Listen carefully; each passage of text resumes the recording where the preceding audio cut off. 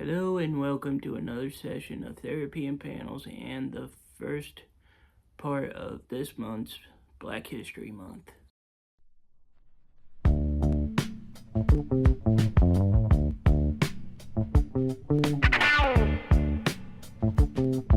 For this entire month, I figured we would be taking a look at books based around the African American heroes in the comic book industry. And for today's session, I thought we would take a look at a hero with some electrifying personalities.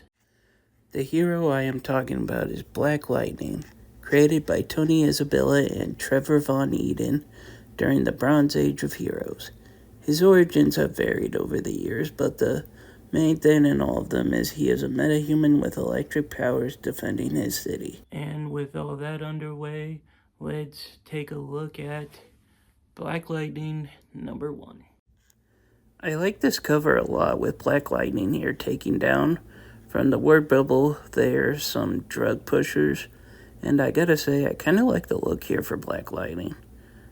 I don't know, some with the color schemes and the outfit, and maybe it's just also because he kind of reminds me of Disco Stu, but with a cooler look. The story begins with Black Lightning fighting a gang known as the 100, looking for a guy named Joey Toledo in one of their hideouts in Metropolis. I still remember the $10 that you owe me, Toledo.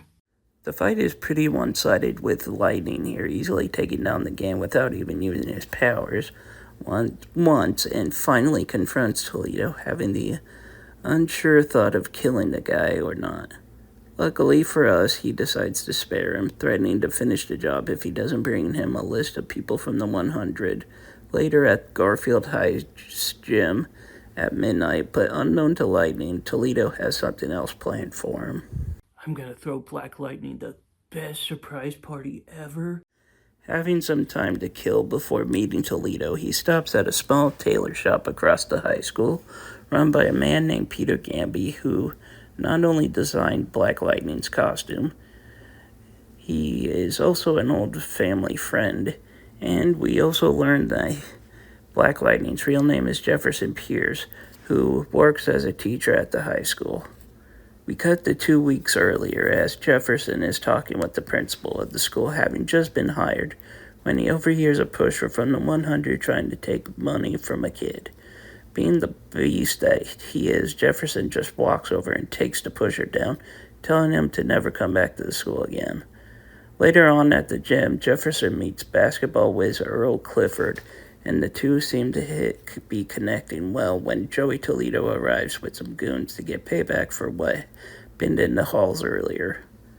Before they can do anything to Jefferson, Earl intervenes, and the two of them manage to fight the gang off long enough for them to run off. Back at their hideout, Toledo is talking with his boss, who hides in the shadows for right now, and the guy is upset about what happened at the school and tells the group he wants Jefferson to suffer. Later on, walking home, I think, Earl is confronted by the gang again, but this time when he tries to run away, Toledo runs him over with his car. And the next day at school, Jefferson is in horror as he sees that Toledo left the poor guy's body in the gym as a message to him. I guess the only thing he could think of doing is to run to Gamby, and the two decide to get payback for Earl designing the Black Lightning costume. We are then shown a montage of Jefferson taking on members of the 100, looking for Toledo until we arrive at the beginning of the story as his flashback ends. It is now about the time for Jefferson to head to the school as Gamby tells him about a special weapon he had designed to use just in case things go south, ending the book. And that is the ending of the issue. And for my diagnosis, this actually was a pretty good story. The character of Jefferson Pierce is a very likable guy, becoming a teacher that seems to really connect with students easily and isn't afraid to defend himself or his students from the scum of the city, in or out of costume. And that is the end of today's session of Therapy and Panels. I'd like to thank you all for once again watching. If you liked the video, please be sure to leave a like, comment, and subscribe.